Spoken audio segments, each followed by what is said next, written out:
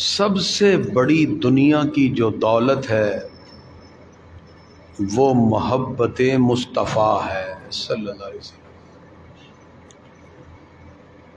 محبت رسول کریم صلی اللہ تعالی علیہ وسلم کی چاشنی ایک عظیم دولت ہے، جسے یہ مٹھاس، یہ چاشنی نصیب ہو گئی تو محبت رسول صلی اللہ علیہ وسلم کی مٹھاس اور چاشنی کا مل جانا دنیا، اور اگر اس سے محرومی ہے تو بہت بڑی ناکامی ہے۔ اگر رحمت الہی سے عشق مصطفیٰ صلی اللہ علیہ وسلم کی مٹھاس نصیب ہو جائے تو زندگی بھی پر لطف ہو جاتی ہے، موت بھی پر لطف ہو جاتی ہے، اور اگر خدا نہ خواستہ انسان اسے حاصل نہ کر پائے تو زندگی بھی بے مزہ ہو جاتی ہے، بے لذت ہو جاتی ہے۔ اس لیے اللہ سے دعا کیا کریں، یا اللہ اپنے محبوب کی محبت ہمیں عطا فرما۔ تاریخ اٹھا کے دیکھیے، جو حضور صلی اللہ علیہ وسلم کے سچے عاشق تھے، ان کی داستان، ان کی الفت جن کی سچی تھی، ان کی زندگیاں بھی قابل رشک رہیں، ان کی موت بھی لائق فخر تھی۔ اور جو اس دولت سے محروم رہے، ان کی زندگیاں بھی بے کیف اور ان کا مرنا بھی بے کیف۔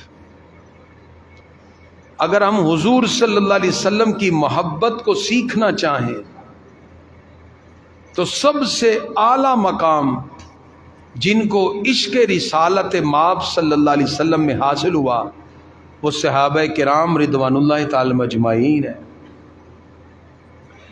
بلا شبہ صحابہ کرام قیامت تک کے مسلمانوں کے لیے ہدایت کے چمکتے ہوئے ستارے ہیں، اور وہ بہترین رہنما ہیں۔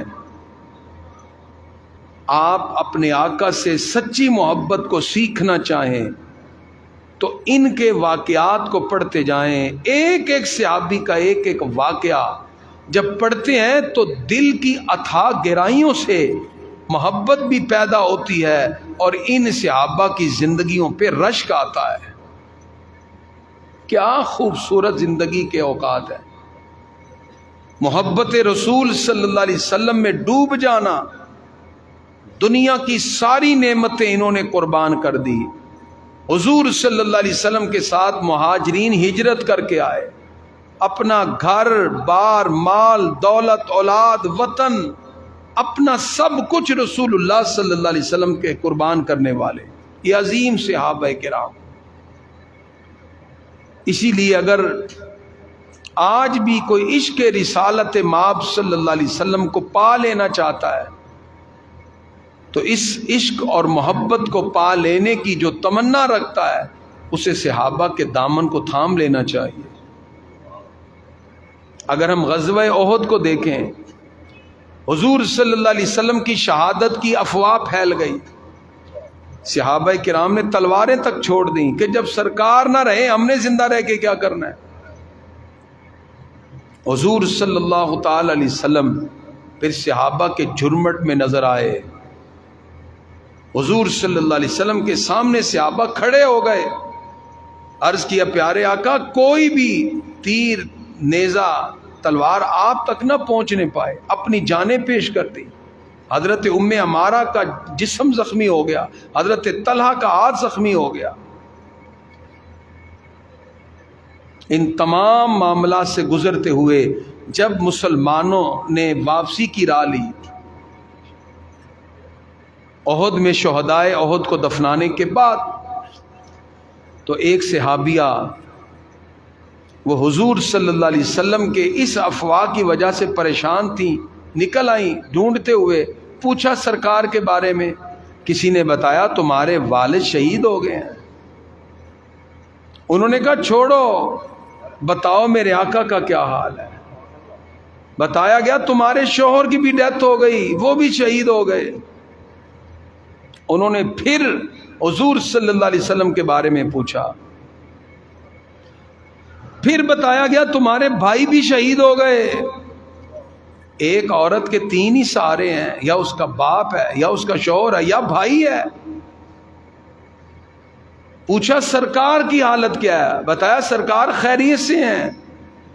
لیکن صحابیہ نے کہا ارونی حتی انظر الی، جب تک میں آپ کے رخ زیبا کو نہ دیکھ لوں، آپ کی زیارت نہ کر لوں، میرے دل کو تسلی نہ ہوگی. بتایا گیا تمہارے والد، شوہر، بھائی تینوں کی شہادت ہو گئی. قربان جائیے ان کی محبتوں پر، ان کے عشق پر. جب حضور صلی اللہ علیہ وسلم نظر آئے تو صحابیہ پکار اٹھی، پیارے آقا کل مصیبت بعدک جلل، حضور آپ سلامت ہیں تو ہر مصیبت کو برداشت کرنا آسان ہے، آپ کے ہوتے ہوئے ہر مصیبت آسان ہے، اس لیے کہ آپ موجود ہیں، ہمیں کسی مصیبت تکلیف کی کوئی پرواہ نہیں. کیا محبت کا لیول ہے. اسی لیے میں کہا کرتا ہوں، سرکار نے جو فرمایا نا اس کی وضاحت میں، لا یؤمن احدکم حتی اکون احب الیہ من والدہ وولدہ والناس اجمعین. فرمایا تم میں سے کوئی اس وقت تک مومن نہیں ہو سکتا جب تک کہ میں اسے، اس کی اولاد، اس کے والدین اور تمام لوگوں میں اس کے نزدیک پیارا نہ ہو جاؤں. ساری دنیا کی چیزیں ایک طرف رکھیں، اپنے محبوب آقا سے غیر مشروط محبت کیا کریں. یہ وہ محبت ہے جو دنیا میں بھی آپ کو کامیاب کر دے گی، جو موت میں بھی آپ کو کامیاب کرے گی، جو قبر میں بھی، جو حشر میں بھی کامیاب کرے گی. ایسی محبت کریں سرکار سے سچی. صحابیہ کہتی ہیں پیارے آقا آپ سلامت ہیں، ہر مصیبت کو برداشت کرنا آسان ہے. آج کل ہم سرکار کا میلاد منا رہے ہیں، محفلوں کا اہتمام جاری ہے، تو یہ مہینہ عشق رسول صلی اللہ علیہ وسلم کو بڑھانے کا ذریعہ ہونا چاہیے. یہ مہینہ اگر ختم ہو گیا اور آپ کے دل میں سرکار کی محبت جلوہ گر نہ ہوئی تو پھر خالی لائٹیں لگانے، کمکمے لگانے سے فائدہ نہیں ہے. صحابہ کرام رضوان اللہ تعالی مجمعین کا طرز محبت اپنائیے، ان کی مبارک سیرت کا تذکرہ کریں. سچا عاشق وہ ہوتا ہے جو دل سے سرکار کی تعظیم کرے. سچا عاشق وہ ہوتا ہے جو حضور صلی اللہ علیہ وسلم کے حسن و جمال کا کثرت سے تذکرہ کرے، پھر اسے اپنانے کی کوشش کرے.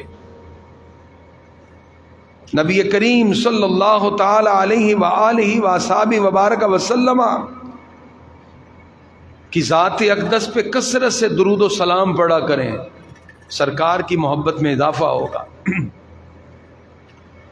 حضور صلی اللہ علیہ وسلم سے محبت کا تقاضا یہی ہے، ہم دل و جان سے اپنے آقا علیہ الصلوۃ والسلام سے محبت کریں، صرف زبانی کلامی نہیں. اس مرتبہ بڑا دکھ ہوا کہ میلاد کے پروگراموں میں بھی کچھ غیر شرعی معاملات جاری تھے. خدا را ان سے بچیں. اگر ہم سرکار کے میلاد میں بازار سجا رہے ہیں تو مرد و عورت کا مخلوط اجتماع تو جائز ہی نہیں ہے. ایسا پروگرام کرنا یا اس طرح کے اجتماع کرنا جس میں شرعاً کھلے عام رسول اللہ صلی اللہ علیہ وسلم کے دین کی مخالفت ہو، کسی صورت بھی جائز نہیں ہے. ایسا عمل اپنائیں جس سے سرکار بھی راضی ہو جائیں، حضور صلی اللہ علیہ وسلم اپنی امت پہ نظر کرم فرمائیں. قطعاً ایسا عمل نہ اپنائیں جس سے حضور صلی اللہ علیہ وسلم ناراض ہو جائیں.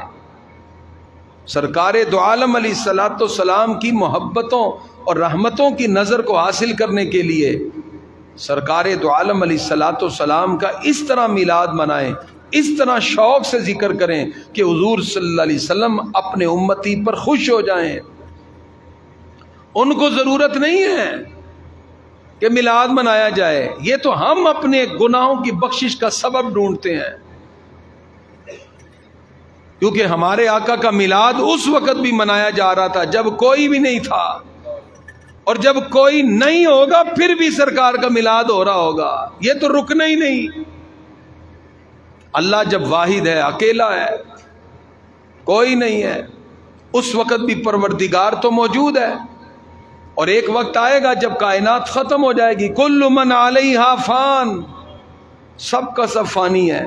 وَيَبْقَى وَجْهُ رَبِّكَ ذُو الْجَلَالِ وَالْإِكْرَامِ، باقی رہنے والی ذات صرف رب قدوس کی ہے. سب کو موت آ جانی ہے لیکن اللہ تو موجود ہے. پروردگار فرماتا ہے ان اللہ وملائکتہ یصلون علی النبی، فرمایا اللہ اور اس کے فرشتے اپنے محبوب پہ درود بھیج رہے ہیں. پہلے بھی جب کوئی نہ تھا اللہ اپنے محبوب پہ درود بھیج رہا تھا. جب ساری مخلوق فنا ہو جائے گی اللہ پھر بھی موجود ہے. اللہ فرماتا ہے میں اپنے محبوب پر درود بھیج رہا ہوں کنٹینیوٹی کے ساتھ. اس محبوب کا ذکر تو کبھی ختم ہونا ہی نہیں. ایک سیکنڈ بھی ایسا نہیں ہے جس میں سرکار کا ذکر نہ ہو. ہر گھڑی ہر لمحہ اس محبوب کا ذکر ہوتا ہے. اور اللہ فرماتا ورفعنا لک ذکرک، ہم نے آپ کے ذکر کو بلند کیا. اقبال کہتے ہیں چشم اقوام ابد تک یہ نظارہ دیکھے، رفعت شان ورفعنا لک ذکرک دیکھے. ہر گھڑی میں اللہ پہلے سے زیادہ اپنے محبوب کی عظمت اور شان کو بلند کر دیتا ہے. حضور صلی اللہ علیہ وسلم جب مدینہ منورہ میں ہجرت کر کے تشریف لائے تو مہینہ ربیع الاول کا تھا. ربیع الاول کا مہینہ تھا اور صحابہ کرام نے کیا خوشی کا اہتمام کیا، ایسی دھوم مچائی کہ ایسا جشن پہلے مدینہ میں نظر ہی نہیں آیا. ایسا جشن منایا. حضور صلی اللہ علیہ وسلم کے اس ساتھ اظہار محبت کے لیے استقبالی جلوس نکالا. سرکار دو عالم علیہ الصلوۃ والسلام آ رہے تھے. دلائل النبوہ میں حضرت انس بن مالک سے روایت ہے فاستقبلہما زہاء 500 من الانصار حتی انتہوا الیہما، فرمایا 500 سے زیادہ کے قریب انصار تھے جو حضور صلی اللہ علیہ وسلم کا استقبال کر رہے تھے. استقبالی جلوس نکالا. حضور اکرم صلی اللہ تعالی علیہ وسلم تشریف لائے. صحابہ نے جشن مناتے ہوئے اونٹ اور گائے کو ذبح کیا. مسند احمد حدیث کا نمبر 14213 ہے. 14213 حضرت جابر فرماتے ہیں ان جابر ان النبی صلی اللہ علیہ وسلم لما قدم المدینہ نہروا جزورا او بقرا، جب سرکار مدینہ میں تشریف لائے تو اونٹوں کو نہر کیا جاتا ہے، گائے کو ذبح کر کے لنگر پکا کے تقسیم کیا جا رہا ہے. یہ ہمارے آقا کے آنے کی خوشی میں ہو رہا ہے. اس دور میں جب کوئی آتا تو اس کے لیے ایک عزت کا مقام ہوتا ہے، جیسے ہمارے یہاں بھی ہوتا ہے. کسی ملک کا پریزیڈنٹ آئے تو ہماری فوج اسے گارڈ آف آنر دیتی ہے، اسلحہ اٹھایا جاتا ہے اور پسٹل رکھ کے اسے گارڈ آف آنر دیا جاتا ہے. اس دور کا اسلحہ تلوار ہے، تیر ہے، نیزہ ہے. حضور صلی اللہ تعالی علیہ وسلم کے آنے کی خوشی میں اسلحہ پہن کر فوجی اسلامی کا اہتمام کیا. حضور صلی اللہ علیہ وسلم کو گارڈ آف آنر پیش کیا جا رہا ہے. حضرت انس بن مالک رضی اللہ عنہ راوی ہیں. سنن ابی داؤد حدیث کا نمبر 4923 ہے. آپ فرماتے لما قدم رسول اللہ صلی اللہ علیہ وسلم المدینہ، جب سرکار مدینہ میں تشریف لائے لعبت الحبشۃ لقدومہ فرحم بذالک لعبوا بحرابہم، تو جتنے بھی اس وقت حبشی تھے وہ چھوٹے چھوٹے نیزوں سے کھیل کا مظاہرہ کر کے حضور صلی اللہ علیہ وسلم کو گارڈ آف آنر پیش کر رہے تھے سرکار کے آنے کی خوشی میں. حضور صلی اللہ تعالی وسلم جب تشریف لائے عقیدت کے جوش میں صحابہ کی زبان پہ تھا اللہ اکبر، کسی کی زبان پہ تھا یا رسول اللہ، اور کسی کی زبان پہ تھا حضور آ گئے ہیں، حضور آ گئے ہیں، جسے آج ہم آمد مصطفیٰ کہتے ہیں. حضرت براء بن عازب رضی اللہ عنہ اس حدیث کے راوی ہیں، صحیح مسلم کے اندر موجود ہے. قال سیدنا عمر وسمعت الوجبۃ فی بنی عمرو بن عوف، مسند بزاز میں ہے. زاد المعاد میں وکبر المسلمون فرحا بقدومہ، سرکار کے آنے کی خوشی تھی. صحیح مسلم حدیث کا نمبر 2009 کل ذالک فرح و سرور بقدوم رسول اللہ، حضور صلی اللہ علیہ وسلم کے آنے کی خوشی میں حضور صلی اللہ علیہ وسلم کی عظمتوں کو بیان کرنے کے لیے فرمایا فصائد الرجال والنساء فوق البیوت، جتنے بھی مرد اور عورت تھے فوق البیوت وہ اپنے گھروں پہ چڑھ گئے، وتفرق الغلمان والخدم فی الطرق ینادون یا محمد و یا رسول اللہ، بچے اور غلام سرکار کی سواری کے گرد ہیں اور ہر ایک کی زبان پہ ہے یا محمد و یا رسول اللہ، یا محمد و یا رسول اللہ، یہ اپنی زبان سے پکارے ہیں۔ وفی روایت جا محمد جا رسول اللہ، اور کوئی سرکار کے آنے پہ کہہ رہا تھا آمد مصطفیٰ مرحبا، وہ عربی میں کہہ رہے تھے جا محمد جا رسول اللہ، ہم اردو میں کہتے ہیں آمد مصطفیٰ مرحبا۔ اس کا مطلب یہ ساری کی ساری چیزیں دور صحابہ میں تھیں اور ہمارے آقا کے سامنے ہیں۔ حضور صلی اللہ علیہ وسلم جب سواری سے آگے بڑھے تو سرکار کی میزبانی کا شرف خاندان بنو نجار کو ملا۔ بنو نجار کا جو خاندان تھا سرکار کی میزبانی کا انہیں شرف ملا، سرکار ان کے مہمان بنے۔ جب سرکار آگے بڑھے تو بنو نجار کی چھوٹی بچیاں آگے بڑھیں اور سرکار کی نعت پڑھنا شروع ہو جاتی ہیں، نعت پڑھتی ہیں بڑے خوبصورت انداز میں، عرض کرتی ہیں نحنو جوار من بنی نجار یا حبذا محمد من جار، نعت پڑھتی ہیں سرکار کی، نحنو جوار من بنی نجار یا حبذا محمد من جار، ہم بنو نجار کی بچیاں ہیں، ہمارے پڑوسی امام الانبیاء علیہ السلام کتنے عالی شان پڑوسی بن کے آ رہے ہیں۔ یہ انہوں نے ایک کلام پڑھا، جب یہ الفاظ سنے تو سرکار فرماتے ہیں اتحبونی، اے بچیوں کیا تم مجھ سے محبت کرتے ہو؟ کہا ہاں بخدا ہم دل و جان سے آپ سے پیار کرتے ہیں۔ فرمایا انا واللہ احبکم، انا واللہ احبکم، انا واللہ احبکم، اللہ کی قسم میں بھی تم سے پیار کرتا ہوں، اللہ کی قسم میرے دل میں بھی تمہاری محبت ہے، میرے دل میں بھی تمہاری الفت ہے۔ پتہ چلا جو امتی حضور صلی اللہ علیہ وسلم سے محبت کرے حضور صلی اللہ علیہ وسلم پھر ان کو دعاؤں سے نوازتے ہیں، حضور صلی اللہ علیہ وسلم ان کو اپنی محبتوں میں اور خصوصی طور پہ دعاؤں میں یاد رکھتے ہیں۔ اور حضرت انس بن مالک کہتے ہیں، مسند احمد بن حنبل کی حدیث ہے، 13318 نمبر ہے، فرمایا فما رأینا منظرا شبیہا بہ یومئذ، فرمایا ایسا منظر جو سرکار کے مدینہ میں آنے کا جشن ہوا اس سے پہلے ہم نے کبھی نہیں دیکھا۔ اس لیے اللہ تعالیٰ نے ارشاد فرمایا قل، پیارے محبوب فرما دیجئے بفضل اللہ و برحمتہ، اللہ کا فضل اور اس کی رحمت ملے، فبذالک فلیفرحوا، اس پر مسلمانوں کو خوشی منانا چاہیے، ہوا خیر مما یجمعون، یہ اس سے بہتر ہے جو وہ جمع کرتے ہیں۔ لیکن یہاں ہمیں کچھ اصلاح کے پہلو کو بھی مد نظر رکھنا چاہیے۔ اگر ہم سرکار سے محبت کا اظہار کریں، زبان سے کہ ہم اپنے آقا سے محبت کرتے ہیں اور سرکار کے بتائے ہوئے اصول کی خلاف ورزی کریں تو پھر اس کا مطلب کہ ہم تو صرف زبانی دعوے دار ہیں۔ حضور صلی اللہ علیہ وسلم کے ولادت کے مہینے میں چاہیے تو یہ کہ ہم اپنے آقا کی اداؤں کو اپنائیں، کثرت سے درود و سلام پڑھیں، حضور صلی اللہ علیہ وسلم کی مبارک سیرت کا مطالعہ کریں، آپ کی سیرت طیبہ کے کچھ نقوش اپنی زندگی میں شامل کریں۔ لیکن جو صورتحال روز بروز بڑھتی جا رہی ہے یہ تو درست نہیں ہے کہ ہم اگر میلاد کا نام لیں اور مرد و زن کا مخلوط اجتماع۔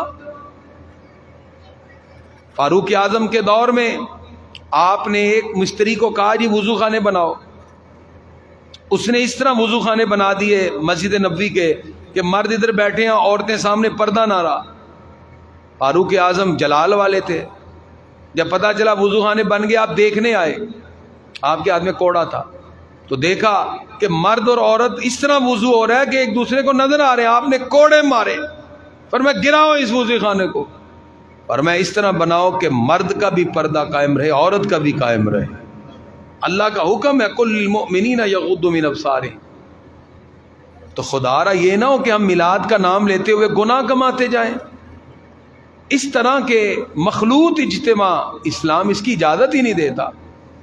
اس کی کاؤنسلنگ کی ضرورت. اپنے بچیوں کی تربیت کریں اور ان کو بتایا جائے کہ حضور صلی اللہ علیہ وسلم کی ولادت کی خوشی منائیں، لیکن یہ کیا طریقہ ہے؟ نعوذ باللہ حضور صلی اللہ علیہ وسلم کا نام نامی اس میں گرامی لکھا اور اس کو کاٹ رہے ہیں کیک میں، گنبد خضرا لکھ کے کاٹ رہے ہیں، بنا کے اس کو کاٹ رہے ہیں. جب صلح حدیبیہ لکھا جا رہا تھا، حضور صلی اللہ علیہ وسلم نے حضرت علی سے کہا لکھو. آپ نے لکھا من محمد الرسول اللہ. یہ صلح حدیبیہ لکھا جا رہا ہے محمد الرسول اللہ صلی اللہ علیہ وسلم کی طرف سے.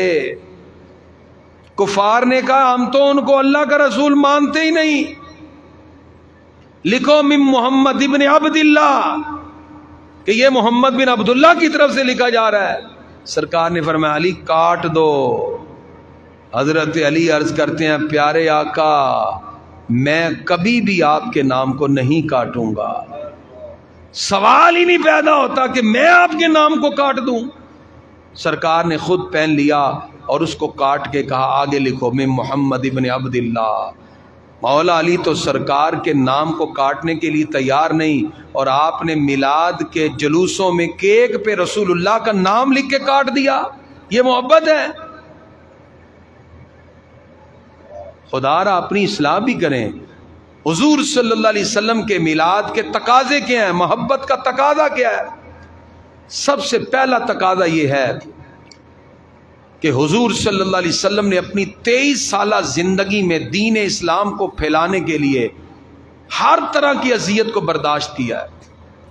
ہمارے آقا نے اعلان نبوت فرمایا تو کفار مکہ نے آپ کے راستے میں رکاوٹیں کھڑی کر دی، پیشکشیں کی گئیں آپ کے چچا کے توسل سے، جو چاہیے ہم دیتے ہیں، اسلام کی دعوت روک دو. سرکار فرماتے ہیں چچا میرے دائیں ہاتھ پہ سورج، بائیں پہ چاند بھی رکھ دو، میں پھر بھی اس دین سے پیچھے نہیں ہٹوں گا، اس کی تبلیغ کرتا رہوں گا. مبلغ کو اپنے تبلیغ کے اندر اتنا مضبوط ہونا چاہیے، روئے زمین کے سارے انسان بھی کھڑے ہو جائیں تو وہ رسول اللہ کے دین کو پھیلانے سے پیچھے نہ ہٹے، بلکہ اس سے بھی زیادہ طاقت کے ساتھ رسول اللہ کے دین کو عام کرنے کی کوشش کرے. ساری روئے زمین کے انسان بھی کھڑے ہو جائیں. بندے کو اپنے جذبے کو اتنا مضبوط رکھنا چاہیے. کفار نے کتنی کوشش کی، ہمارے آقا پیچھے ہٹے اور بولیں تو صحیح نہیں ہٹے، میں جو مرضی کر لو رسول اللہ کا دین پھیل کر ہی رہے گا. 13 سالہ مکی دور کے بعد ہمارے آقا مدینہ منورہ میں آئے. مکہ میں کفار کے تانے تھے، طائف کے پتھر بھی تھے، اذیتیں بھی تھیں، اور مدینہ میں آ کر تو ایسے لوگ آئے جو اپنی صفوں میں کھڑے ہو کر اور مسلمانوں کے خلاف سازشوں میں مصروف تھے، جو خود مسجد نبوی میں رسول اللہ کے پیچھے نماز پڑھتے اور نماز کے بعد باہر جا کے حضور اکرم صلی اللہ علیہ وسلم کے خلاف سازشیں کرتے. ایسے لوگ تھے جو خود اسلام کی صفوں میں کھڑے ہو کر اسلام کا لبادہ اوڑھ کر اسلام کے خلاف سازشیں اور فتنوں میں مصروف رہے. ہمارے آقا ان کی سازشوں سے گھبرائے نہیں، ہمارے آقا اور دین کا کام آگے بڑھاتے ہیں اور بڑھاتے ہیں. میدان جہاد میں تشریف فرما ہوئے، شاہان وقت و خطوط لکھے، افراد تیار کیے. ہمارے آقا علیہ الصلوۃ والسلام نے اس دین کی عظمتوں کو برقرار کرنے کے لیے 4 دانگے عالم میں رسول اللہ صلی اللہ علیہ وسلم نے دین کو پھیلایا. 10 سالہ مدنی دور میں ہمارے آقا نے 10 لاکھ مربع میل سے زیادہ اسلام کو پھیلا دیا. اب جو کہتے ہیں جی ہم عاشق رسول ہیں، اس کا یہ مطلب تو نہیں ہے کہ دیگیں پکا کے کہہ دیں آپ عاشق رسول ہیں، آپ کہہ دیں میں نے جھنڈیاں لگا دیں عاشق رسول ہیں. اپنا پیسہ، اپنی کوشش، اپنی محنت اس دین کی اشاعت کے لیے وقف کریں. ہم عموماً محافل سجاتے ہیں ان دنوں میں، ان محافل کو رسول اللہ کے دین کی اشاعت کا سبب بنائیں. چھوڑ دیں ان نعت خوانوں کو جو پیشہ ور ہیں، جنہوں نے صرف اپنی زبان سے آوازیں نکال کر لوگوں کو گمراہ کیا.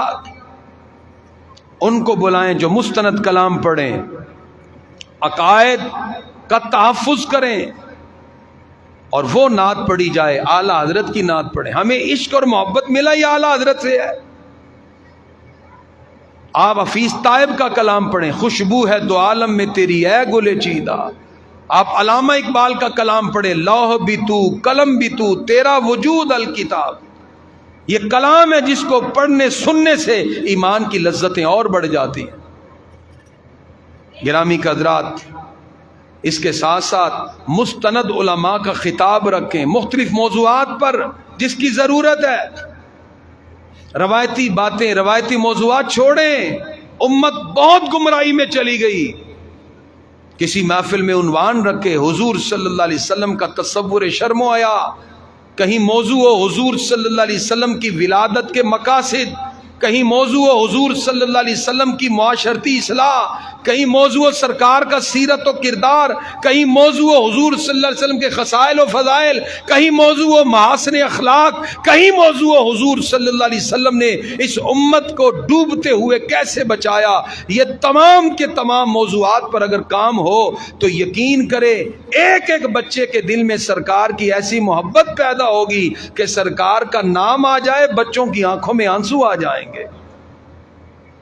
یہی ہم کوششیں کر رہے ہیں. حضور صلی اللہ علیہ وسلم پہ کثرت سے درود و سلام پڑھیں. جس نے روزانہ 1000 درود پڑھا اللہ مرنے سے پہلے اس کو جنت کا مقام دکھا دے گا کہ یہ تیرا مقام ہے. ایک دن ابو ہریرہ رضی اللہ عنہ مدینہ شریف کے بازار میں گئے، کہا لوگو کس کاروبار میں بیٹھے ہو؟ جاؤ مسجد نبوی میں رسول اللہ کی میراث تقسیم ہو رہی ہے. لوگ دوڑ کے آئے کہ شاید کوئی پیسے، گھوڑے، دولت، پیسے. وہ آئے تو وہاں درس قرآن و حدیث ہے. واپسی پہ کہا ابو ہریرہ تو کہتا تھا میراث. فرمایا رسول اللہ کی میراث دولت پیسہ نہیں، یہی قرآن و سنت ہے.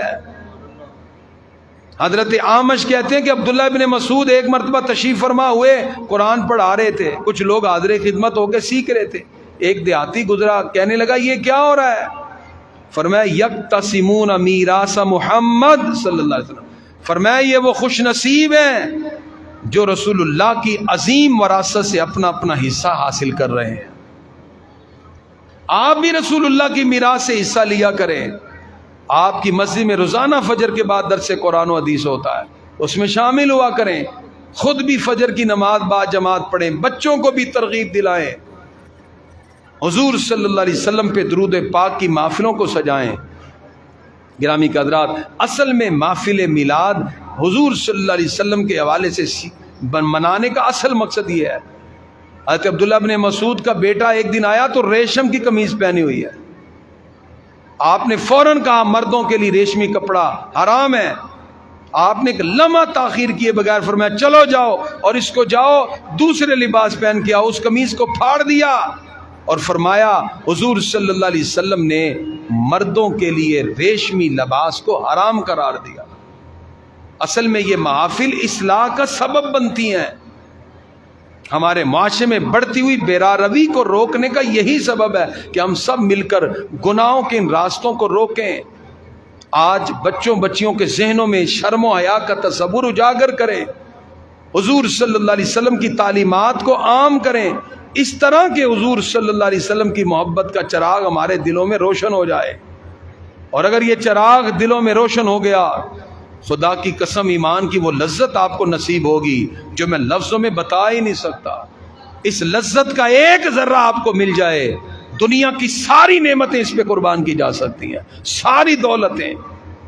حضور صلی اللہ علیہ وسلم کی محبت ایک ایسا محبت کا کامل جذبہ ہے، ایسا عظیم جذبہ ہے جس کے سامنے دنیا کی ساری نعمتیں ہیچ ہیں.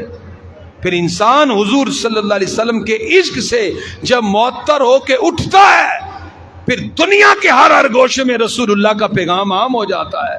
پھر اقبال کہتے ہیں قوت عشق سے ہر پست کو بالا کر دے، دہر میں اسم محمد سے اجالا کر دے.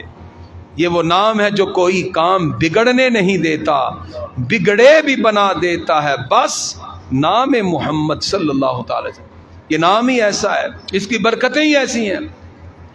اگر ربیع الاول گزر گیا اور آپ کے دل میں سرکار کی محبت پیدا نہ ہوئی، میں سمجھتا ہوں پھر اس مہینے کا حق بھی آپ نے ادا نہ کیا. آپ اس مہینے میں کم از کم روزانہ 1000 درود ضرور پڑھیں. نہیں تو کم از کم 313 پڑھیں اور محبوب کی بارگاہ میں عرض کریں پیارے آقا میں آپ کا امتی ہوں، گناہ گار ہوں، جتنا ہوں میں آپ کی بارگاہ میں درود بھیج رہا ہوں۔ رب کی بارگاہ میں عرض کریں یا اللہ توفیق دے، اللہ توفیق عطا فرما دے، محبوب کی بارگاہ میں منظوری ہو جائے، دنیا اور آخرت کی کامیابی ہے۔ جیسے آج جمعہ ہے، عصر کی نماز پڑھیں تو یہ 80 مرتبہ بیٹھے بیٹھے درود پڑھیں، 80 سال کے گناہ معاف ہو جاتے ہیں۔ یہ تمام کے تمام وہ ذرائع اور اسباب ہیں جو ہمیں حضور صلی اللہ علیہ وسلم کے قریب کر دیتے ہیں۔ کی محمد سے وفا تو نے تو ہم تیرے ہیں، یہ جہاں چیز ہے کیا لوح و قلم تیرے ہیں۔ اللہ تعالی ہم سب کو